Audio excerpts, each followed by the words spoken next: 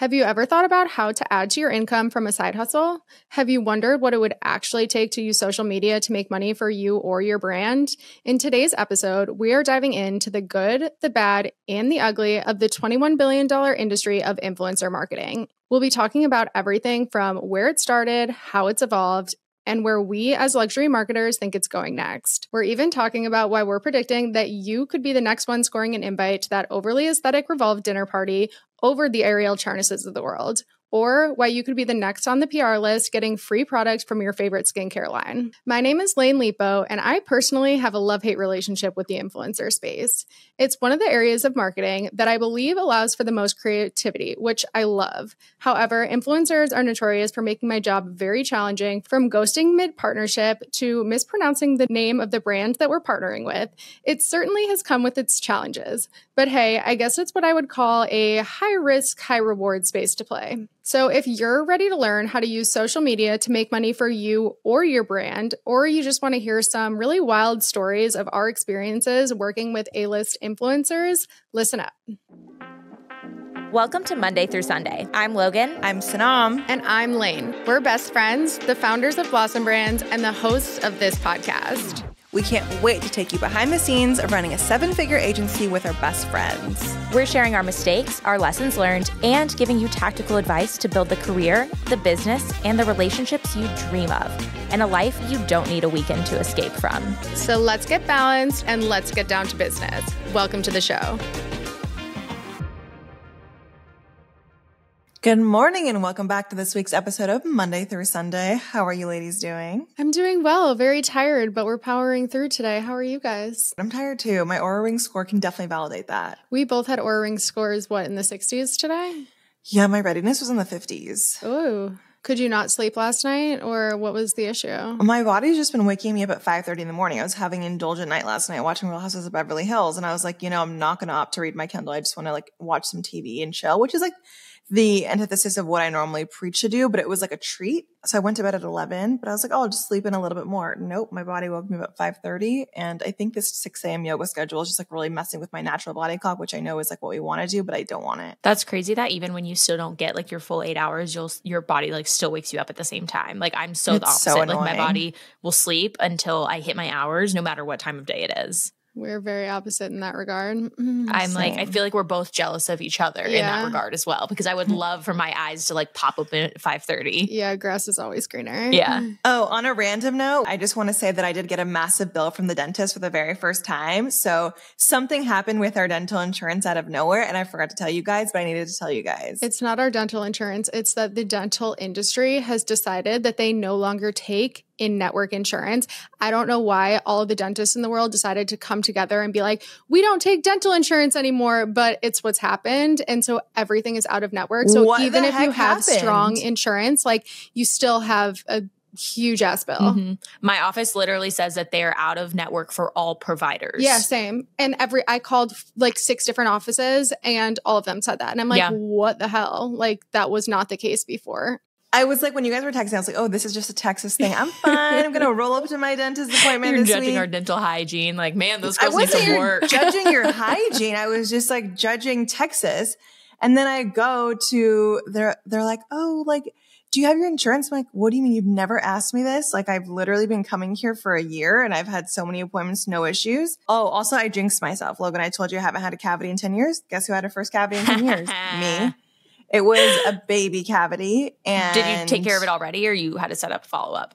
They're like, it's so small. We can just fill it right now. And we don't even need to numb you. I didn't even feel it. Wow. That's impressive. I think all 3 of us went to the dentist this week. Go us. I noticed that on the calendar. Yeah.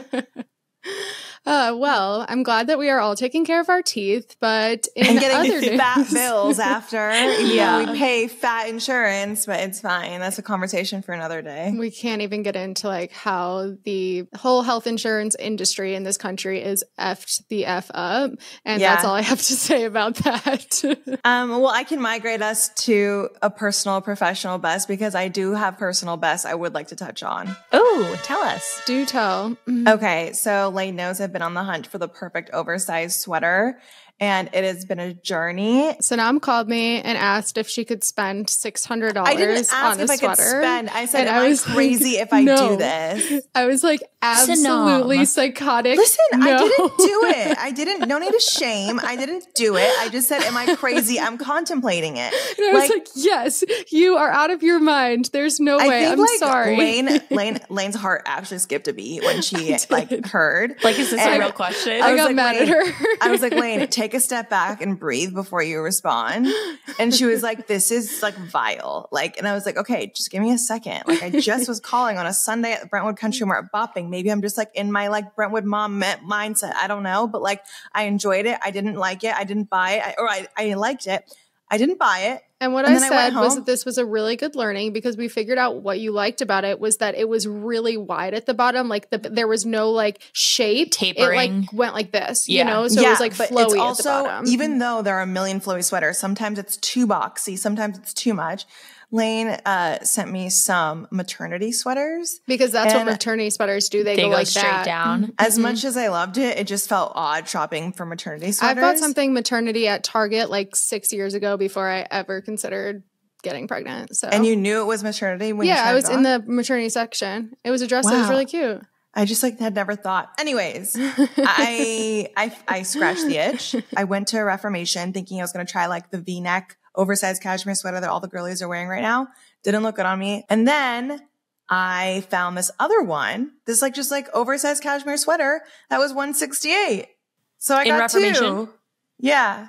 Amazing. So that scratched your itch, right? Yeah, I'm wearing one. Oh, yay. I love, well, Sanam being our little, influencer. I was going to say, you're our Fashionista. little influencer, which is the perfect segue into our topic of the day, which is talking about the crazy world of influencers, influencer marketing, UGC content, all of the things. It is really everything in the world of digital right now. Influencers, UGC creators, regardless of whether you work in marketing or not, you know these buzzwords. So we are here to kind of break it all down. We want to take a look back to kind of how it first started, which was only about 10 years ago. Isn't that crazy? That is so crazy. Like takes me back to like the YouTube beauty blogger days, like Juicy Star 07 and like that kind of era, you know? I was thinking about like what my initial experiences were with this industry as a whole. And it makes me think back to like in college when blogs first became a thing.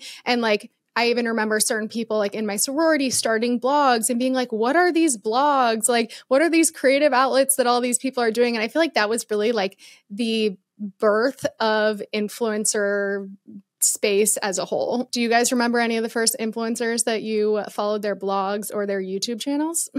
Oh, absolutely. There's actually one influencer who, as you guys know, I just moved to Fort Worth, that she was probably the first blogger that I ever followed, and she lives in Fort Worth. And I've just like always thought she was like just the coolest. And she's probably like, I don't know, 5 years older than me. So she's always like a life stage ahead of me where I'm like, oh, that's so cool. I can't wait to be like her.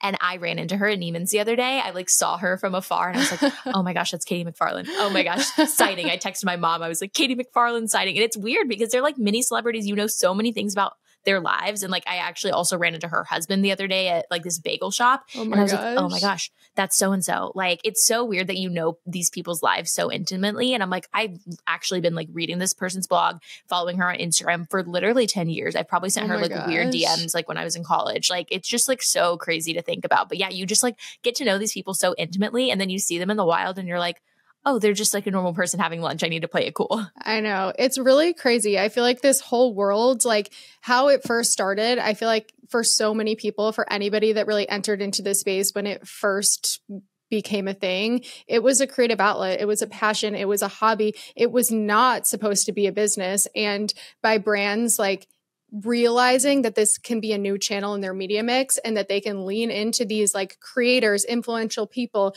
to make money for their brand. And then these people realizing, oh, this could be a real business, not just a hobby. It's created this whole new era of entrepreneurship. I feel like this is a completely new way to start a business and to be your own boss. And I'd say that it's made it such a more common, popular thing to do these days. And I feel like for even in other industries, it makes people feel like they are more capable to actually do it because they see all of these people that they follow, all of their whole feed are based on these people that are running their own businesses behind the world of influencing. 100%. I feel like so many kids now when they like are asked what they want to be when they grow up, like people say influencers, which is just YouTuber, so crazy. A TikToker. Yeah, because like those words weren't in our vocabulary, obviously, when we were growing up.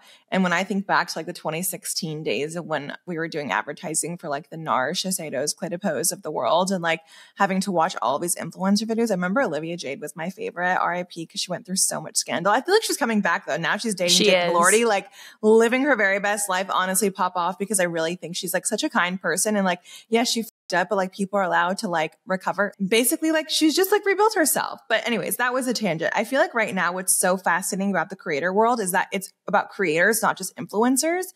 And so now people that had the anxiety about posting on their own feeds and like are scared of that like super cringe moment when you post on the first time, like, oh, get ready with me, da da da da. Now people can bypass that and just go straight to the brands and become the creators where they're getting paid for the quality of the content versus the quality of the audience that you're posting to. So I find it really fascinating that like a lot of people that like love making videos on the side, you can now make substantial income, whether it's a side hustle or full time, from being a UGC creator, which I do want to separate and differentiate between influencer and UGC creator. And an influencer is when you're posting to your audience. That is the value. It's like what you've created and the audience you've built that brands are paying for. A creator is any normal person, regardless of the following that you have. When a brand hires you to create the content that you send to them directly, they're just paying for the quality of that content only and not for you to post it on your feed. So it just has allowed a lot of people that have this creative itch, but not necessarily want to do it publicly, to lean into that. And that is something that has really just evolved even in the past 3 or 4 years. I'd say that that's even like the next evolution of influencer marketing and creator marketing that we're going to get into. But quickly going back to when we first got started in working in marketing and everything, the biggest buzzword was influencers, and you wanted to find the most massive influencers, get the most reach. Do you guys remember any like the first campaigns you worked on that you were like blown away by, or have any funny stories about them? Oh, I do. Mine was for NARS, and it was probably pretty close after I started working in marketing, and they were doing a big push for their Radiant Creamy Concealer, which they call RCC. And they were doing a big push because a lot of beauty, again, I feel like my first exposure to like influencers were like traditional YouTube beauty bloggers. So they had like Jackie Aina and people like that. And they did a campaign for, and actually like our agency at the time came up with it, and it was pushing this concealer as the holy grail product, which is something that I feel like you hear a lot of influencers say now, but I actually think it kind of started like around that time. Like I think it might have been Jackie Aina's like original buzzword, and she'd always go, holy grail, holy, holy, holy grail. And I remember like, do you remember campaign. this? Yes. Yes. And so basically the campaign was getting a bunch of other influencers on board to also use her buzzword of calling the Radiant Creamy Concealer holy grail, holy, holy, holy grail. And I still think of it every time I pick up my RCC. And it was like the biggest, coolest thing in the entire world to work on those campaigns at that time. It was so cool. And did you guys ever work on the SMCC campaign, Soft Matte Creamy Concealer, which is like the pot concealer? That was before my time. I worked like with both of you on NARS campaigns a little bit. I was never the one to actually manage the influencer campaigns, thank God, because it made my brain actually like explode. I could not deal with working with influencers. They are really spacey. They are not reliable. I'd say they've gotten better. They've learned how to manage their businesses now, but back in the day, like some had managers, some didn't. Like it was so messy, and you really couldn't plan anything. You couldn't control anything. And I just remember joining our agency, and Sanam had started a couple months before us, and you were working on this VMLP Velvet Matte Lip Pencil NARS influencer the NARS campaign. Acronyms are like nothing else. Yes. And there was like 50 influencers we were working with. Sanam, does this give you PTSD or? Yeah, basically they were like, here's a $250,000 budget. Please execute as many influencers as you can between micro and macro. And I remember all of the shade names were like the raunchiest shade names you could find. It was like sex in the gutter, like just like crazy things like that, where it's like, I don't even know how to tell people what shade to use at this point. Honestly, the way that that orgasm became such a regular part of our vocabulary. Like I remember like going to get lunch outside the office and we'd be talking about our campaign being like, oh, liquid orgasm, all this stuff. And like people would give us weird looks. Oh my gosh. So you just forget. I remember when they were trying to push orgasm so hard, I was like, yeah, you just got to do like orgasm all over your body, flush, like put on your clavicle, orgasm, Okay, orgasm. I want to just like preface to the audience that Narza's blush is called orgasm, and that is what we're talking about. See, we still forget that you have to clarify. And when Climax It's a mascara beautiful came out, I feel shade. like that was a big campaign for me because NARS had never launched a mascara before, and we did a huge push for Climax. And even Climax, like I still forget that that's like an innuendo type of term. I know, it really is crazy, but it's okay. How long ago was this? I don't know, maybe not even 8 years ago. And this was the prime moment in time where all brands wanted to find the largest influencers with the biggest following, give them their money to post about them. They wanted a beautiful aesthetic picture with their product on it, and they thought that that would sell product, and it did. It really, really, really worked for that period of time. For that BMLP campaign, I emailed 200 influencers in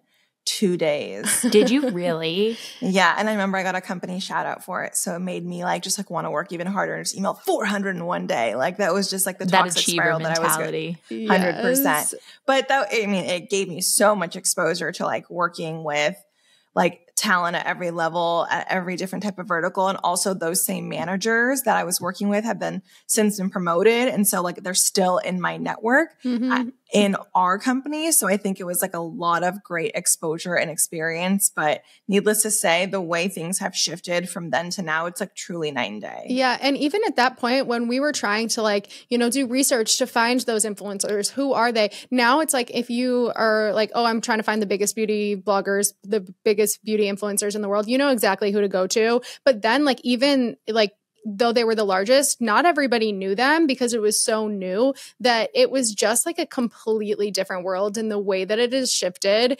Those creators really can't sell products the way that they could before. Like they can't just post a picture and things are going to sell out because people view influencers in a different light. And I think that just the evolution of how things have shifted from a consumer perspective, from an influencer perspective, from a brand perspective, it has slowly over time favored the consumer more and more, I'd say. And where we are now, there is just so much opportunity for figuring out how to do a side hustle that's not just like selling things to an audience, but like Sanam said, being a creator, creating content, being more of like that creative strategist and being able to partner with brands in that way. So lots to discuss on that front, but I think it's really an exciting time to be in the consumer side of this industry.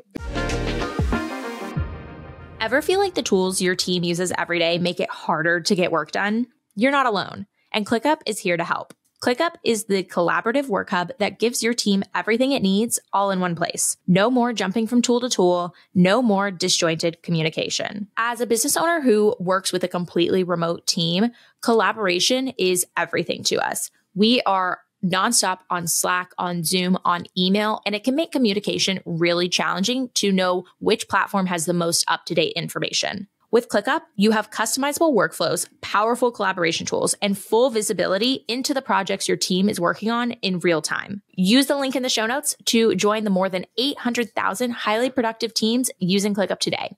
And if you use our link, you're also supporting the show. Take your productivity to the next level with ClickUp today.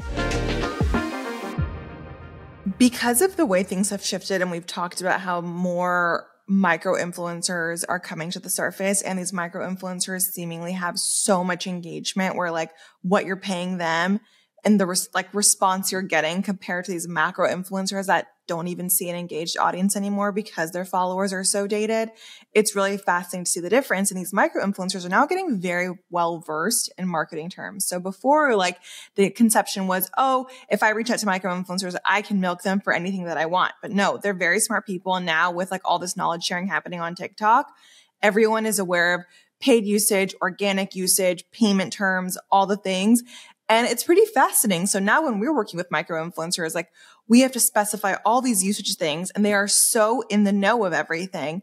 And now I will say they're charging a lot more than they were. And I'm not saying like, oh, they're worth it more now than they were then. It's just like they're creating a business for themselves, like how we do. And they're figuring out, how can I charge more for things? Where is there room to maximize? And like, just like we do with our clients, we're like, where can we charge more? Where is this, like we have the leverage here. And I think that they're getting smarter, as they should, which like, props to them. But it is a double-edged sword, because I will say, like Sanam mentioned, like the knowledge share happening on TikTok, I feel like people are so transparent with their rates amongst their peers these days that I feel like oftentimes we'll get micro influencers that can get a little sassy when we're challenging their rates, because you don't want to take advantage of anybody as somebody who we're on the side of the brands paying the influencers. So you're definitely not trying to like milk somebody for all their worth.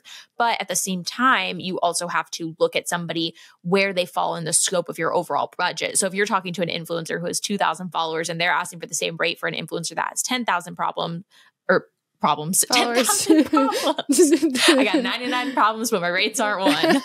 But anyway, I feel like influencers, because they don't have the well-rounded picture, they just see somebody post on TikTok, oh, these are my rates. So they start trying to charge those rates. And us as the marketers who are planning out the campaign, we see those discrepancies. And so I think you have to set your rates in a way, as if you're a creator, I think you have to set your rates in a way that makes sense to you. It makes the project worthwhile. It makes you putting forth your effort into that project feel beneficial, but also at the same time, know where you fall within the scope of a campaign. Because I feel like what's the most challenging to work with is influencers who get a little big for their britches and take it personally if we're trying to negotiate their rates. And we're like, it's not personal. We have a set budget and we're trying to fit X amount of creators within that budget. So you have to understand where you fall in the scope. I also want to dive into determining rates for influencers versus creators, because obviously with influencers, it's very clear. It's about their audience size and the engagement that comes with that audience size.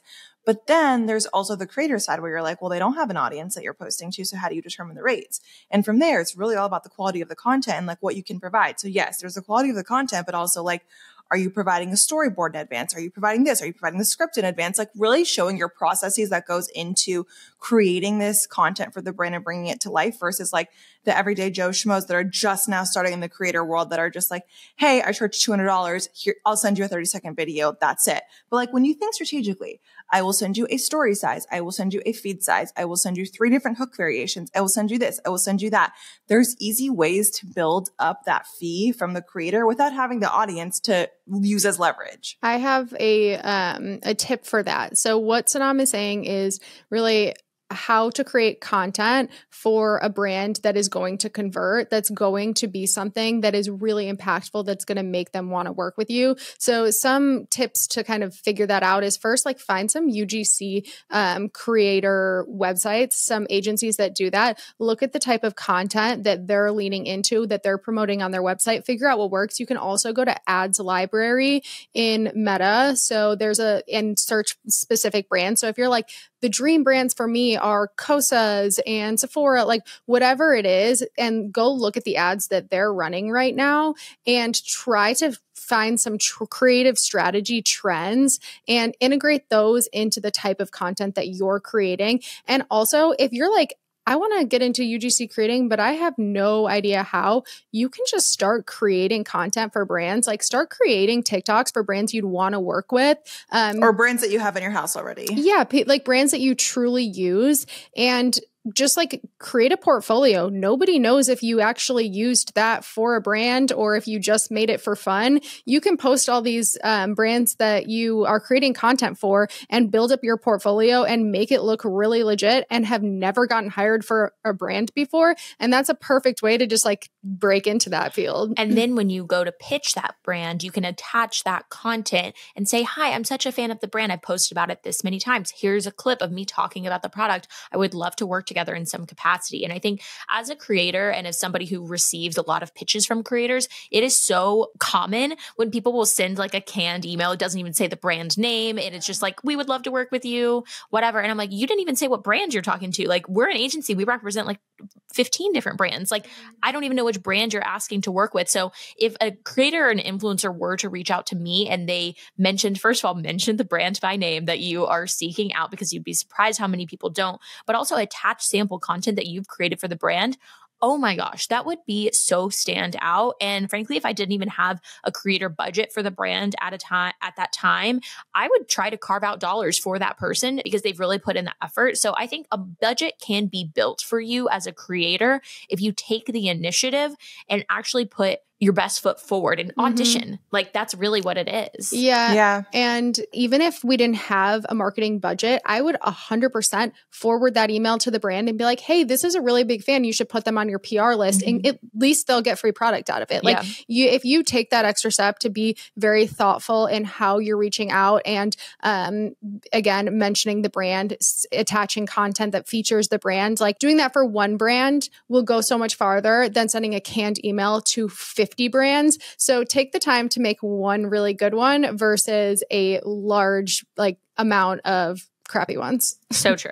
Totally. Okay, so the next thing I wanted to talk about is where we as luxury marketers, influencer marketing experts think the industry is headed. So this year and beyond, where do we think the trends lie for influencer marketing? If we look back at kind of how things have shifted over the past 10 years, it has gotten more and more niche. It has gotten smaller and smaller audiences are better. The more engaged, the better. I don't care what your following it is. How many comments are they getting on their posts? How many likes are they getting on their post? How are they engaging with their audience? Like that is all that matters when you actually talk about like influencers and not creators. So I'm just curious if you guys have any predictions for this year and beyond, where the industry is heading. I do. I feel like, honestly, things are really shifting more towards that community-oriented aspect. Like now, I feel like Gen Z really paved the way for this, but everything is very community-focused. Now brands specifically are wanting to celebrate their most trusted and loyal fans versus just the influencers that have that influence. Because honestly, with the power of TikTok and anyone being able to go viral with quality content, the power lies in the people that truly love and adore these brands. And so brands are recognizing that and are nurturing those relationships a lot more. So it's kind of become a little bit more of an even playing field. Do you agree? Yeah, I definitely think, and I personally worked on the talent management side for a little while. So I kind of have the perspective of the influencers from that experience, but also from the brand side from what we've always done. And for me, I was so surprised when I worked in talent management, the amount of brand partnerships that stemmed from a brand reaching out to an influencer cold, the influencer being like, sure, okay, they send them product. So when the influencer gets on Instagram stories to talk about the product, they're talking about a product that they received in the mail for the first time like a week ago. Like that was really my biggest wake-up call was, oh, there are actually a lot of partnerships for influencers that you wouldn't expect who say that they only promote things that they love. Well, yeah, they love them, but they love it as of like a week ago. And so I think the days of that are over. The days of a brand being able to just to gift product, pay money to receive really compelling content are over because consumers are outsmarting that. They're seeing those hashtag ad and all of the other FTC disclosures and they're overlooking it. And I think now, like what Sanam said, I think the move for brands is more so to look through your high value customers, go into your Shopify, pull a report of customer lifetime spend. And instead of throwing a influencer trip in Dubai with the Alex Earls of the world, throw a community event with your top lifetime value purchasers in a certain community, like in LA. Gather up everybody who has spent the most money on your e-commerce website in Los Angeles. Throw an event for them. Yeah. Like those are the people that are your true brand advocates that you need to be celebrating and you need to be further encouraging and incentivizing. And I think that the value of that goes so much further because it's not I'll give you something in exchange for getting content. It's no, I just appreciate your loyalty. Here's something. Yeah. An example of that, like from the influencer community, is kind of how Revolve takes their top influencers to Coachella, the people that sell the most through Revolve, like they're like, oh, if you were in our top 20% of people that use your code, then we're going to invite you on this huge Coachella trip. I think that that's going to kind of like equate to normal people just shopping brands in the future. And then I also think that influencers, just in terms of the people that they're wanting to partner with, they're going to look more about real life influential people and less about internet influential people. So on college campuses, who are the it girls, on like in these different real world communities, who on social is just like actually influencing people that they actually know. And I think that that's like the next generation of being influential. It's not about how many influencer or Instagram followers you have that you've never met in different parts of the world, but it's like in your community, how are you making an impact?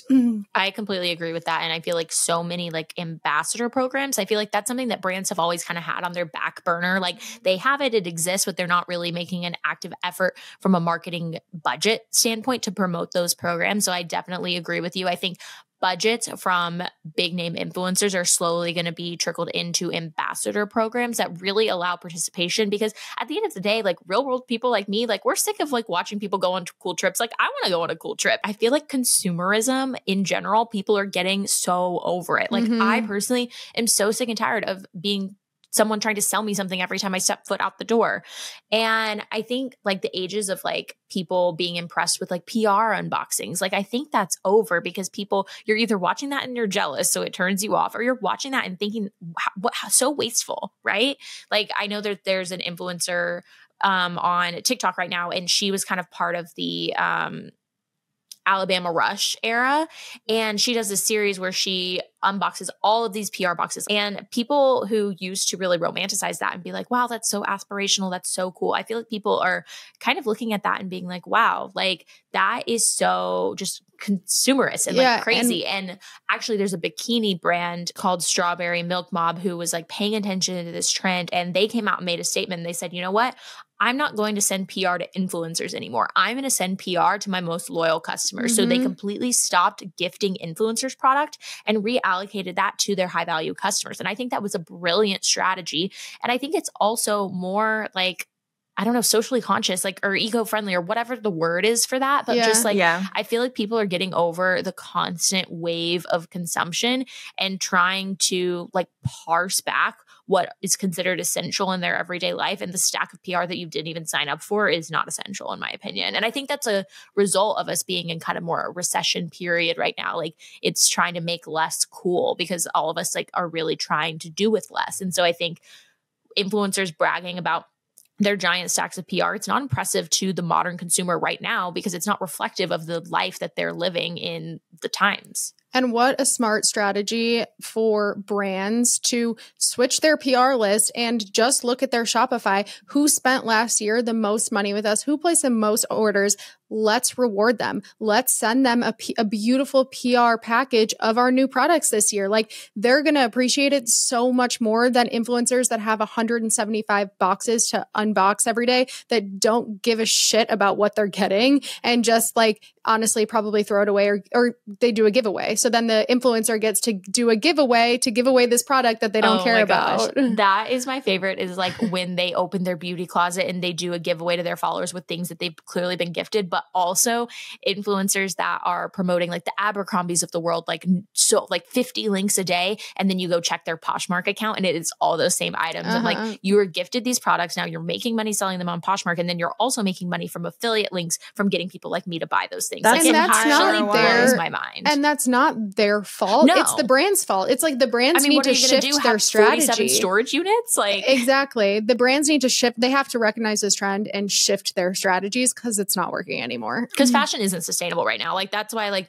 sites like The Real Real and what are the other ones? Fashion Pass and things like that have become more commonplace, because I feel like people are more conscious of like the environmental implications of like waste in the retail industry, because trends come and go so fast. And so I think being conscious of like where you're sending product, if you are a brand who's gifting product, is like really important. Well, I think that we should have a quick powwow with all of our clients and their PR teams about how they need to really shift their strategy in 2024 to advocate for their real customers. So let's add that to the docket. Boom. On our agenda. Well, before we go ahead and wrap things up today, I wanted to see if anybody has an action item to share. Yes. Okay. So based off everything that we talked about, for people that are just now getting in the content creation world and wondering how to establish these partnerships, whether they're paid, unpaid, gifted, whatever it may be, we would recommend checking out the following 3 platforms that have been vetted. We've actually partnered with a few of them in the past, but one is Brands Meets Creators, which also sends out a daily newsletter of brands that are actively looking for creators to pitch them. #paid. and Skeepers. I've heard great things about all three of these, and I think that would be a great place to start if you're looking to kickstart your content creation career. I love that. Thanks for those tips.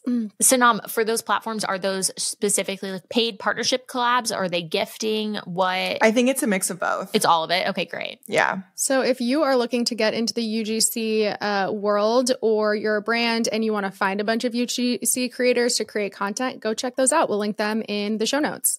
Thank goodness with platforms like that, you don't have to be a Sanam anymore and send 200 emails in a day. Oh my goodness. What a time. All right, guys. Well, thanks so much for listening. If you enjoyed this episode, or if you know someone that you think might, we would love if you would share this with a friend. Bye, guys. Bye, guys. Bye. Thanks so much for tuning in to this episode of Monday through Sunday. If you're building a career, a business, or any relationships, we know your time is valuable, so thank you for spending it with us. With that in mind, we would be so grateful if you can spare 2 minutes to rate and review this podcast. Your reviews help spread the message to more people that work doesn't have to suck. By the way, if you're looking for your community, join us on Instagram and TikTok at Monday through Sunday Pod. We're all about connecting our like-minded listeners together. Let us know if there's anything you want us to talk about by sending us a DM. We'd love to hear from you. Thank you again, and we'll talk to you on the next episode.